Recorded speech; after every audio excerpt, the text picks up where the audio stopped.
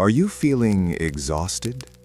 Do you believe the world is inherently unjust because your kindness is met only with contempt? You are mistaken. You are not exhausted from your labor. You are exhausted because you have spent your life kneeling before inferior minds. The kindness you worship as a virtue is in truth nothing more than shackles forged from the fear of being discarded. You have been playing a game of power for years, yet you have failed to realize you don't even hold a single piece on the board. You have been a Cinderella, waiting for a ball that was never meant for you, while others own the castle. Today, I shall unlock the gates to the fortress of the elite 1%. Stop searching for a savior. A wise woman creates her own opportunities, while the weak wait for help. I do not intend to comfort you. I intend to represent things as they truly are, in their cold, stark reality, rather than as they are imagined in your fantasies. Fortune is a woman, and she only submits to the bold. The question is, are you prepared to stop being a pawn of circumstance and finally become the psychological architect of your own destiny? Welcome to the reign of the Machiavellian woman. Look at the stark reality, stripped of the delusions you were taught in school. Machiavelli reminds us that to achieve anything of practical use, we must represent things as they truly are, in real truth, rather than as they are imagined. You are currently trapped in what we call a hotbox, a claustrophobic space of conflicting expectations.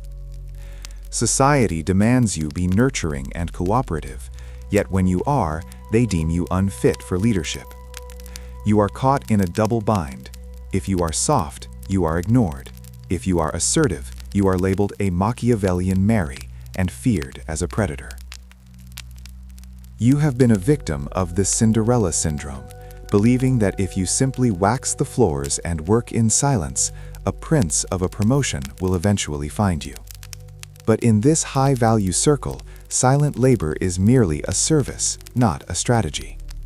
You work twice as hard, but receive half the recognition, often watching your own ideas being ignored until a man repeats them, a phenomenon known as heap eating.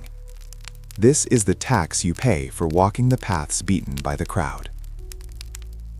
However, listen closely. The isolation you feel is not a defect. It is a sign of a positive mutation.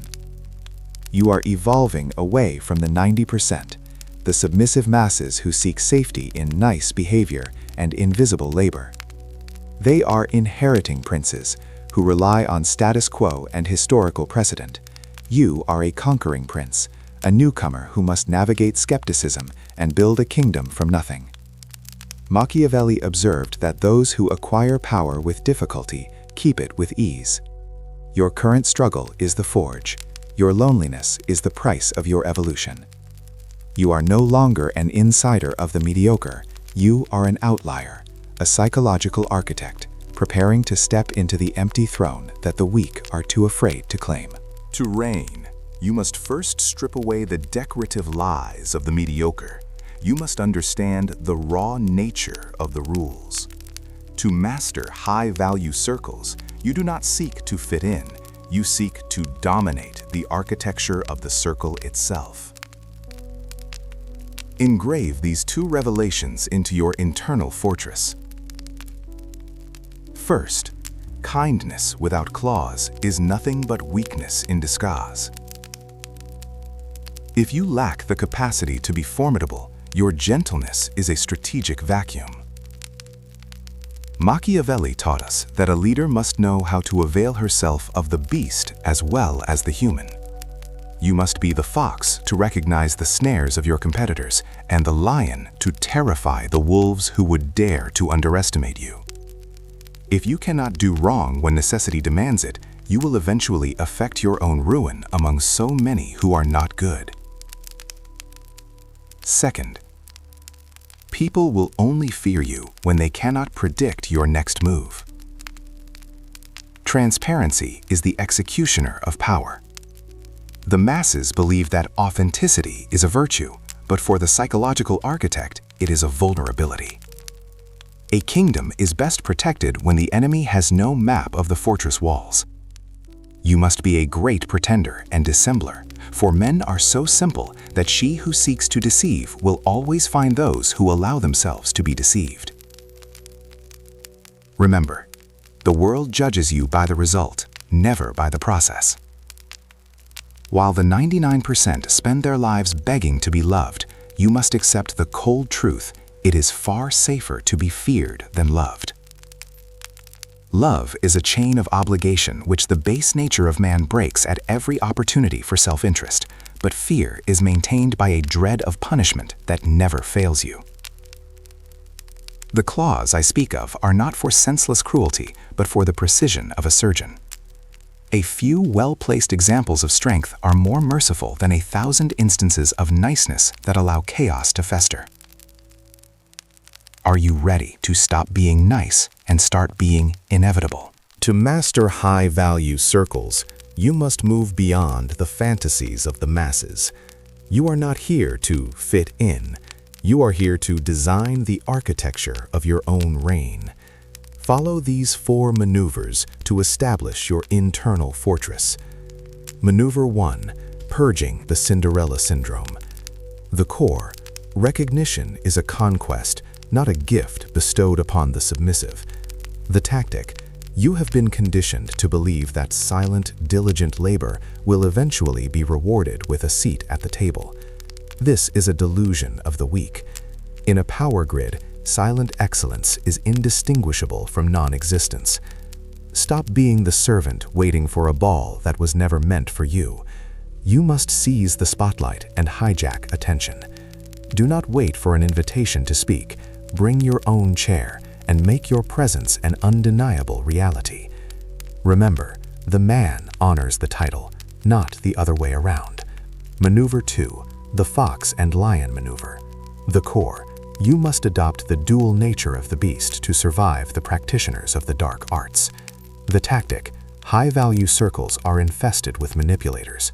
You will encounter the Highlander, who seeks to maintain patriarchal structures by undermining other women, and the Queen of Hearts, who thrives on erratic intimidation. You must be the fox to recognize their snares, and the lion to terrify those who mistake your silence for fragility. Power does not belong to the most authentic. It belongs to the one who best performs the role required by the state. Use your calm as a shield and your strategic intelligence as a blade to neutralize their influence. Maneuver 3. Establishing the internal fortress and ally ecosystem. The core: the intelligence of a ruler is judged by the quality of the circle she maintains. The tactic: purge trash relationships that offer no strategic value or drain your internal resources. Build a network of elite allies, mentors, and peers who see your success as a profitable investment in their own kingdoms. Never beg for support, demand it by being indispensable. Your ultimate mode of defense is not found in the walls of an office, but in your own value and self-worth.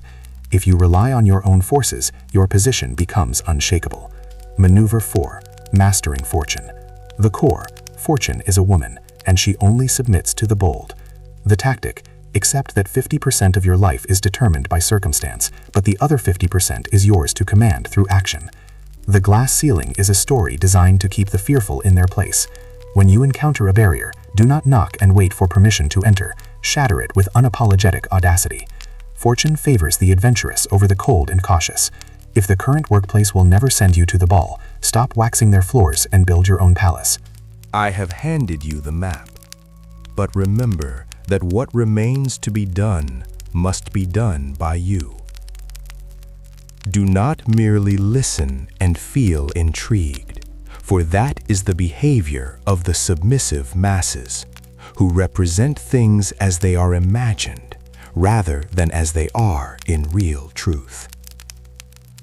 If you truly crave the status of the elite 1%, then you must make a cold commitment right now to leave the paths beaten by others. You must stop being the servant who waxes floors in a castle she will never own. Step into the level of the architect, where you are no longer a victim of circumstance, but the designer of the power grid.